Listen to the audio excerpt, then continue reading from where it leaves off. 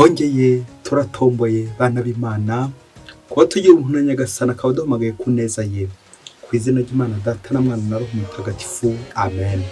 Amahoro bana b'Imana, nimuhumure, Imana iradukunda, ije kutugera neza kuri iki cyumweru cya mbere nyuma ya Noheli, tariki 28 Ukuboza 2025, ubwo duhimbaza urugo rutagatifu rw'i Nazareti, umuryango mutagatifu Sainte Famille Yezu Maria na Yosefu. Ngamba amasomo agiye gutwegereza Imana. Isomo rya mbere niryo mu gitabo cya mwene Siraki, umutwe wa 3 umurongo wa 2 kugeza ku wa 6 n'umurongo wa 12 kugeza ku wa 14.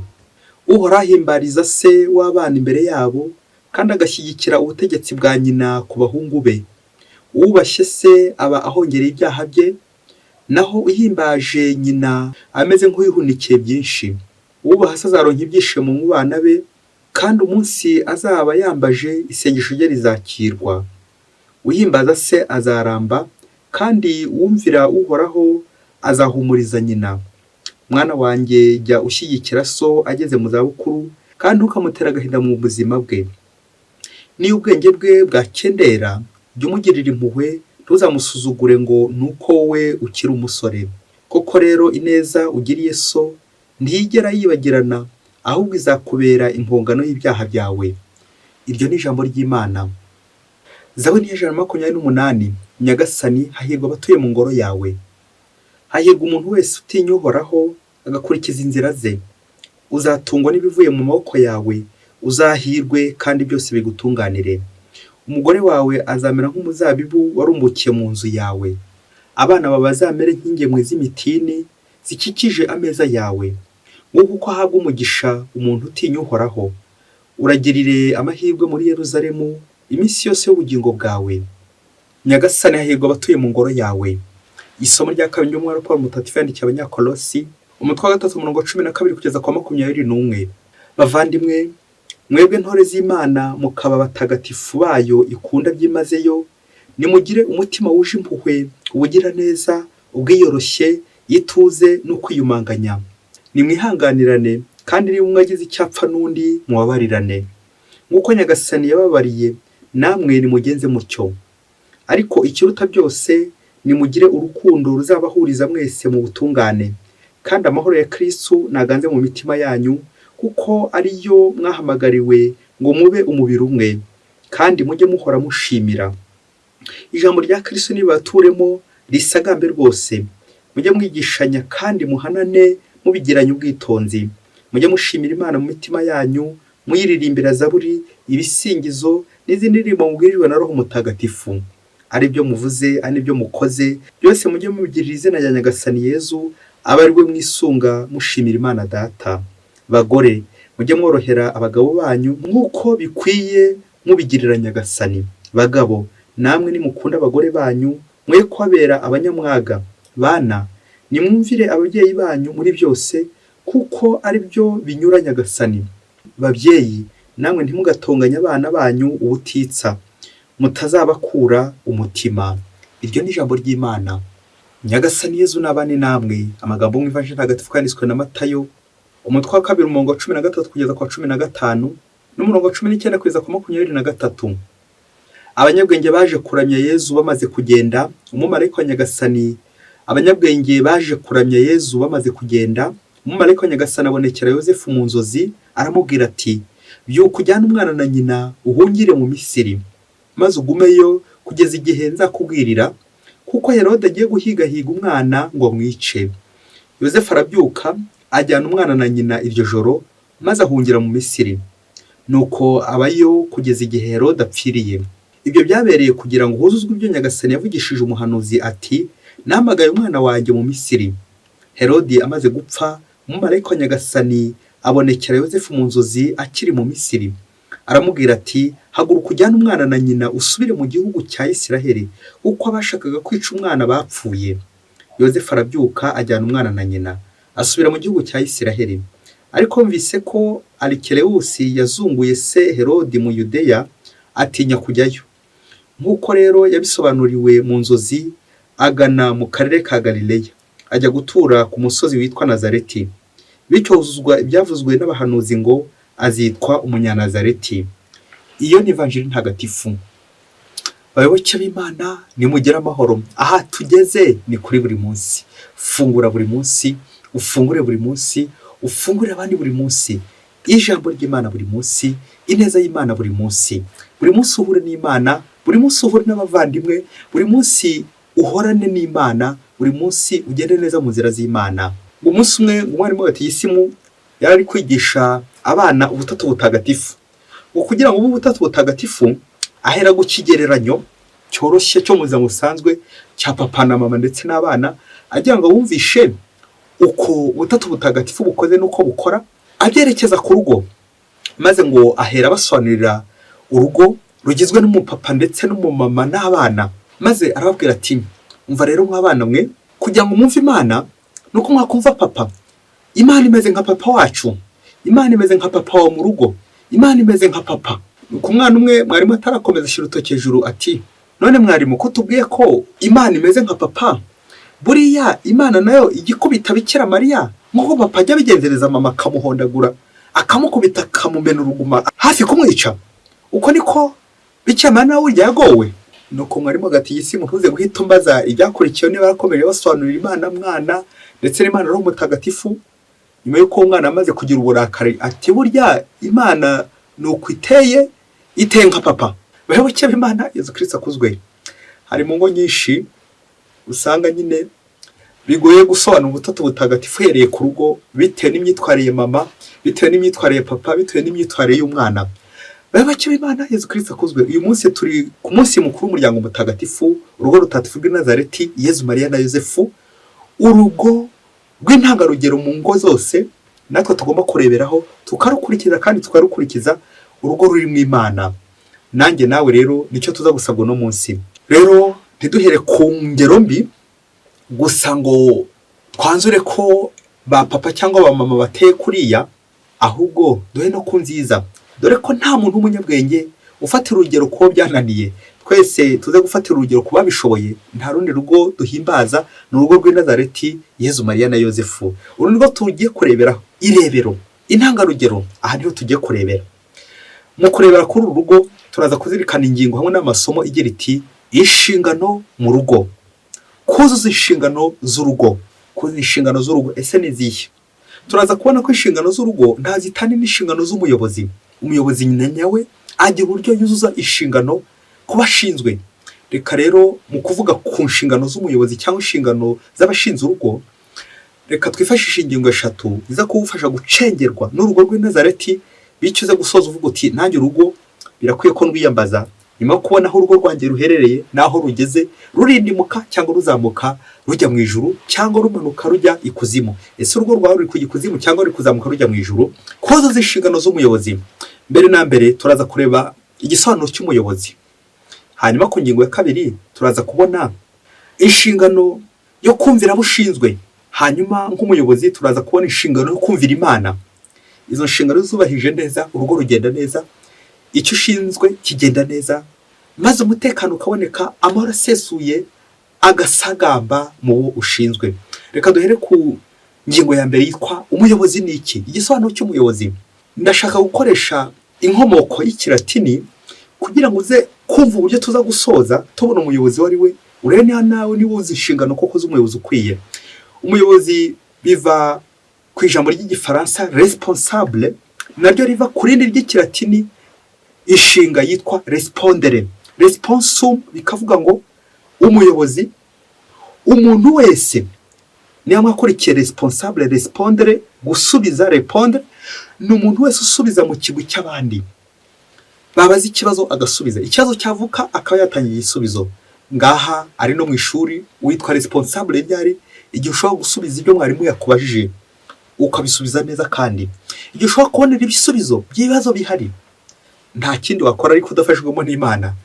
Ese muyobozi, mutegetsi, chef we, aho nawe ujya usubiza ibibazo by'abo ushinzwe, abakene, abababaye, abashavuye. Aho ngaho niwe ujya ubasubiriza. Gusubiriza abandi, gusubiza abo ushinzwe, gutanga igisubizo cy'abarwayi, muganga, gutanga igisubizo cy'abakene, bantu dufite ibigega, gutanga igisubizo cy'abantu bose bababaye kugira ngo bahoze. respondere, responsum, gusubiza mu kigwi cy'abandi, uwo niwe uta shefu. Naho ubundi iyo wakira ibisubizo by'abandi ntunabitange, ntabwo nyine bakwita shefu, witwa irresponsable. Irresponsable ni umuntu utita ku bintu, ni umuntu watereranye imbaga, ni umuyobozi wese watereranye imbaga, ni umuyobozi wese nanjye kuvuga wisha imbaga aho kuyikiza, uwo bamwita irresponsable, utamenya abashinzwe ndetse n'abashinzwe nabo nanjye kuvuga ntibamumenye. Muri make responsable ni umushumba, ni umuyobozi, ni wese usubiriza imbaga akayitaho kubera Imana. Muyobozi nawe niwumva iki gisobanuro cy'umuresponsable uze gucyitaho kandi ugikomeze kugira ngo nawe umere nka Yosefu wabaye responsable w'urugo rutagatifu rw'i Nazareti rukagera heza, atari ko rwari rubuze ibibazo n'amagorwa, ahubwo kubera responsable wa mutwe utekerereza urugo. Ingingo ya kabiri, inshingano za responsable, inshingano z'umuyobozi mu rugo rwe, mu bashinzwe. Inshingano ya mbere y'umuyobozi ni ukumvira abashinzwe. Imvugo y'Ikilatini igira iti vox populi vox dei, la voix du peuple c'est la voix de Dieu. Responsable rero ni wa muntu ushinzwe kwakira amajwi y'imbaga, akakira ibyifuzo by'imbaga, iby'imbaga ikeneye nuko akajya gute akabishyira Imana. Gutambutsa ibyifuzo by'imbaga ubishyira Imana, mbese ni nk'umuhanuzi, mbese ni wa muntu uba ugomba nanone kumva ibyo abaturage bavuze, kumva ijwi ry'abo bose ashinzwe, nuko akabikusanya agira ngo abishyire Imana. Isomo rya mbere twumvise ryo mu gitabo cya Mwene Siraki ni isomo rikomeye cyane rigaruka kuri ba responsable, abashefu ba papa. Bakoresheje ijambo urajya wubaha so inshuro zigera muri 6, ndetse n'abamama bari hafi aho ngaho. Inshingano z'umwana, inshingano z'umubyeyi, kubaha abo dushinzwe, kubaha abakuru, cyane cyane ba papa, ba data, so, kubaha so nibwo uzagira umugisha. Ibi biratwerekeza uburyo twumvira, uburyo tugomba gutenga urugo, kumvira, tukaba turi gusabana. Inshingano yo kumvira, umwana agomba kuyuzuza, papa akayuzuza, mama akayuzuza, cyane cyane ariko birerekeza kuri responsable wa mukuru. Ni nabyo twumvise muri iyi somo rya kabiri, inshingano none z'umugabo n'umugore. Pawulo mutagatifu aributsa abashinze urugo ko urugo atari urukiko ahubwo ari imbabazi, ko atari urwo rw'abamarayika rw'abantu. Wahemutse tugaruke dusaba imbabazi. Niba hari ugize icyapfa n'undi, nitworoherane, koroherana imbabazi. Abagore bakorohera abagabo babo, abagabo bagakunda abagore babo, abana bakumvira ababyeyi babo. Uwo ni wo murongo Nyagasani yashyizeho tugomba kumvira buri gihe kandi tukawukurikiza. N'ivanjiri no munsi nayo harimo uwumvira imbaga. Yosefu urugero rw'umuyobozi wumvira, usibye kumvira Imana ariko aranumvira abashinzwe, Bikira Mariya ndetse na Yezu, nuko akagenda bajyana bitewe nuko nyine yabumviye. Tuzirikana Yosefu cyane cyane mu kumvira urugo, yita no ku nshingano z'urugo. Umurimo w'ububaji watumye atunga urugo rw'i Nazareti. Uwo murimo ukamuhesha ifunguro, bigatuma ashobora kurera ruriya rugo, akarera umwana Yezu, akarera na Bikira Mariya, akabitaho. Ngeze inshingano za responsable, kumvira abashinzwe. Ingingo ya 3 tujya kuzirikana iradufasha kumva ko umuyobozi nubwo yakumvira abashinzwe ariko atumvira Imana ntacyo byamumarira. Na niyo mpamvu ingingo ya 3 iritwa ngo inshingano zo kumvira Imana nk'umuyobozi. Turagaruka cyane cyane kuri Yosefu muri Novanjiri, ubwo niba ko kwayisomye neza, Inovanjiri bagarukaho Yosefu mugaruka inshuro enye. Umubare kane muri Bibiliya usobanura amerekezo ane y'isi: amajyaruguru, amajyepfo, uburasirazuba, uburengerazuba. Ibyo byose bitwerekeza ku isi turimo. Ibyo bice, izo nguni zose Yosefu agomba gukandagiramo. Inshuro enye zose bagarutse kuri Yosefu. Inshuro 2 niba mwakurikiye ni Imana imutegeka, imuha ubutumwa. Izindi nshuro 2 Yosefu agira ate? Yosefu akora iki Imana amubwiye. Muri make ni ngaho hari shefu utanga itegeko ariyo Mana, noneho n'uryubahiriza executive ari we nyine Yosefu, nuko akabyubahiriza kubera Imana. Uburyo Yosefu yubahiriza mu itegeko ry'Imana aryubahiriza bucece. Niyo mwumvise ntaho yigera avuga. Banatubwira ko muri Bibiliya Yezu avuga inshuro nyinshi, Bikira Mariya akavuga inshuro 7 gusa. Yosefu nta nshuro n'imwe avuga. We icye ni ugukora ibyo Imana yamubwiye bucece, ayumvira. Dore ko umuntu burya wumvira ntabwo asakuza, atungwa agengwa cyane cyane no kwiyoroshya, kwicisha bugufi, guceceka. Uwo mutuzo wa Yozefu rero niwo dukesha urugo rw'i Nazareti kuba rwarageze aheza.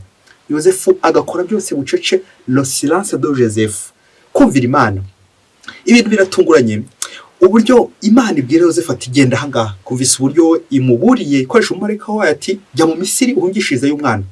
Yozefu nta kindi yavuze usibye kumvira, bajyayo.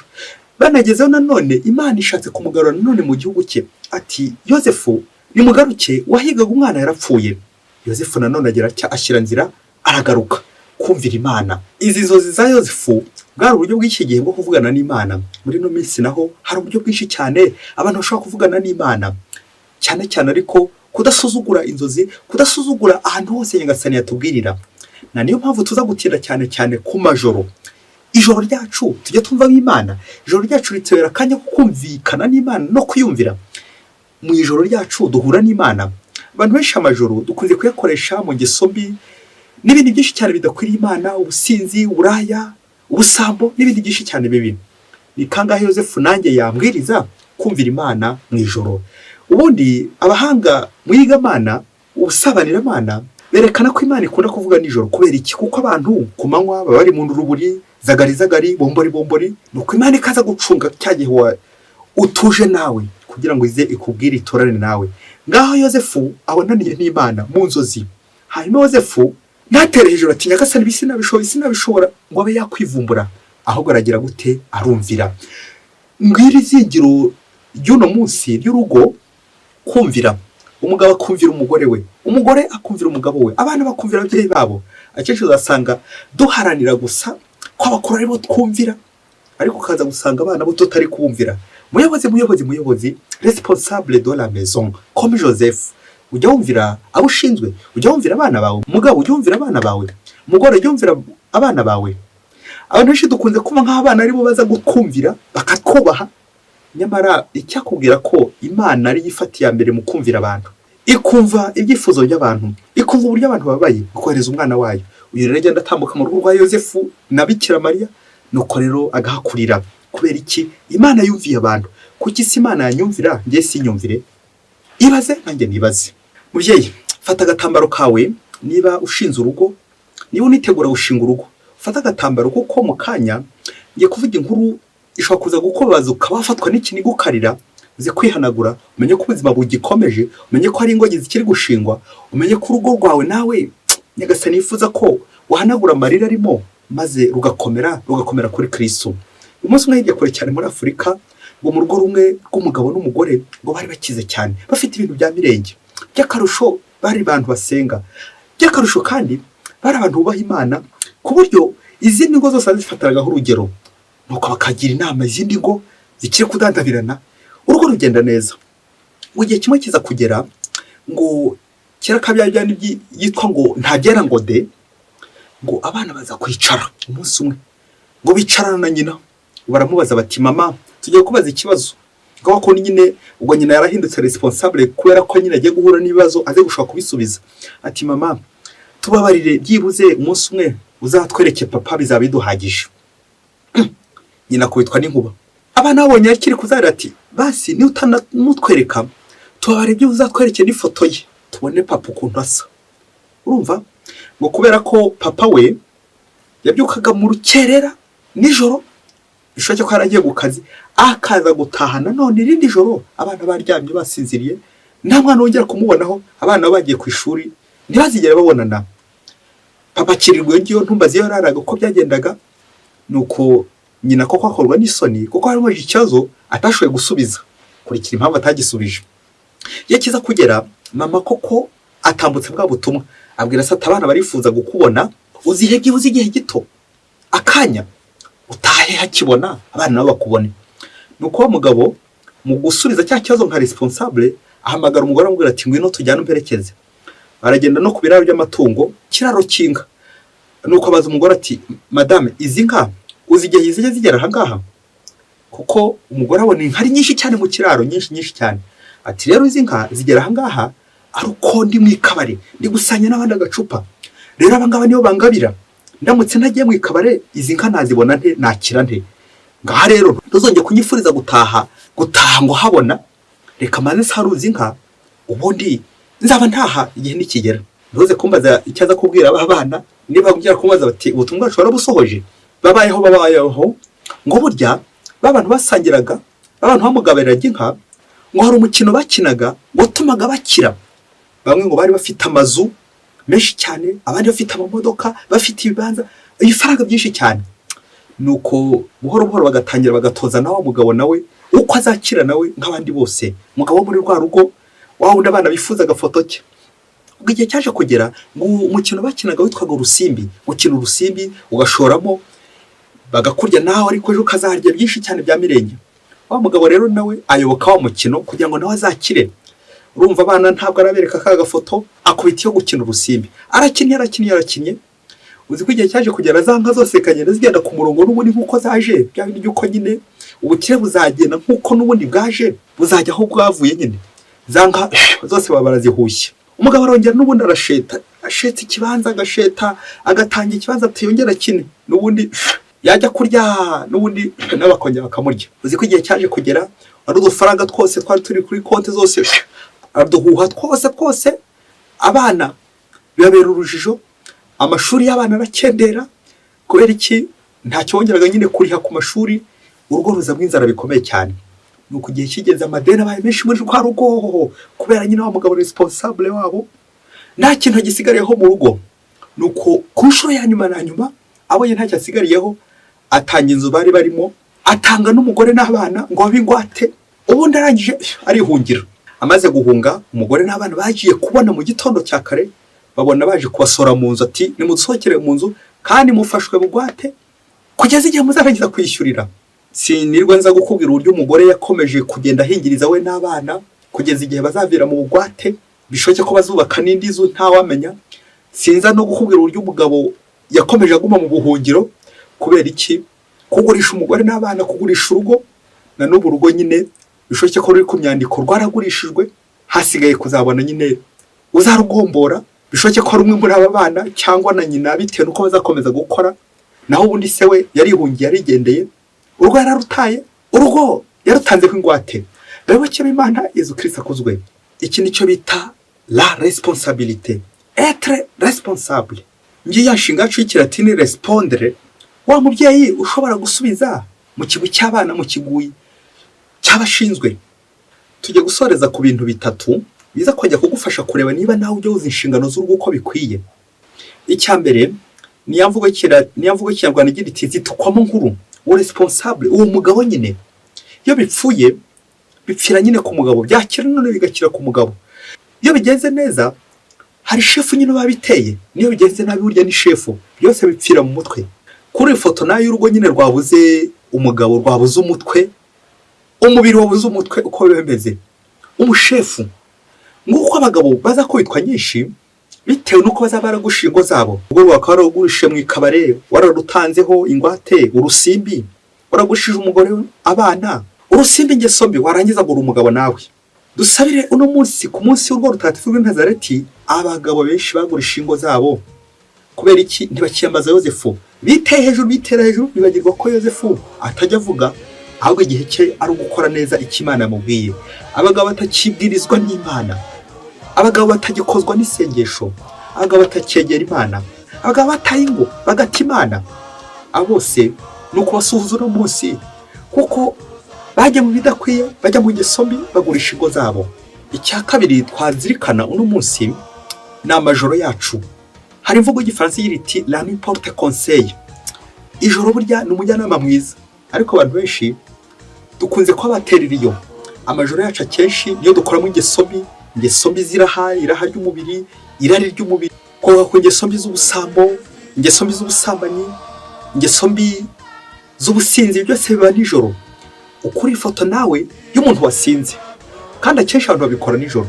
Umuntu wasinze ntashobora gusenga, ntashobora gusabana mu rugo rwe, ntashobora gusanya mu rugo rwe, kuko nyine arugurisha ibitaramo, urugo rwe arugurisha ku myandiko, mbese nk'ibyo byose abigurisha ingeso mbi za sekibi. None urugo rwararindagiye kubera iki? Rwabuze shefu, mu mutwe zeru, rwabuze umuyobozi, urugo rwabuze responsable, yarutanze ku myandiko, indaya zararwigaruriye, ingeso mbi z'umwijima nibwo uzasanga nk'ingaruka mbi kome konsekansi za gatanya ziri kuvuza ubuhuha. kubera iki? ya majoro responsable ntawe urimo. uzasanga umwe aca inyuma undi. kubera iki? responsable ntawe ukirimo. ushinze urwo yarabuze, ushyira urwo ku murongo yarabuze. uzasanga abana barabaye indara, abana bakabura imyambaro, ibikoresho by'ishuri, minerivare n'ibindi byinshi cyane. kubera iki? nta responsable nyine uri muri urwo rugo. kandi iwabo bari bakize, iwabo bari bameze neza, ariko urusimbi rwaje muri urwo rugo, shitani yibasiye urwo rugo, none urugo rugeze habi. nuko bibagiwe Yosefu, Mariya na Yezu ntibakiri mu rugo rwabo, bimuye Imana mu rugo rwabo. icya gatatu twasorezaho ni inshinga eshatu umuyobozi wibashye atondagura buri munsi. kumva, bya bindi byo kumva biganisha kumva. burya Yosefu yabanje kumva Imana, yumva ibyo Imana iri kumubwira kuri Bikira Mariya, kuri Yezu, guhunga, kuva mu buhungiro, byose arabyumva. amatwi, utega amatwi Imana. hanyuma ugakurikizaho kumvira, l'obéissance, humvira umuntu wumvise neza, bityo akabasha kuko kwegera Imana bikwiye. hanyuma inshinga ya gatatu, iyo umaze kumvira hakurikiraho kumvikana. ngiye cya kiganiro mu rugo, umugabo akaganiriza umugore we, dupange imishinga mu rugo rwacu, abana ntibaherutse kukubona, abana barakubuze, n'ifoto yawe barayibuze.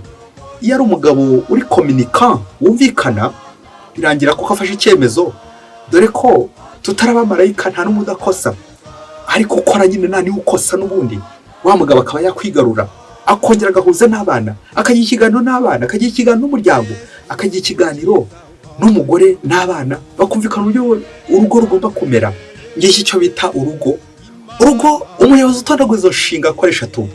nawe niba uri umuyobozi, nk'uko muganga yandikira umurwayi ikinini, nawe ufata ibinini 3 ku munsi. mu gitondo kumva, kumvira, kumvikana n'Imana n'abavandimwe. saa sita bigende bityo, kumva, kumvira, kumvikana. nuko na nijoro ku mugoroba kumva, kumvira, kumvikana. wumvikane n'abavandimwe, wumvikane n'abari mu rugo, wumvikane n'Imana buri munsi. mugire icyumweru cyiza cy'urugo rutagatifu rw'i Nazareti. Yezu, Mariya na Yosefu mudusabire kugira ngo zacu natwe zigende neza uko Imana ishaka. Imana ibaha umugisha. Imana Data na Mwana na Roho Mutagatifu. Amen. Padiri Masumbuko Ladislas wa Diocese ya Cyangugu.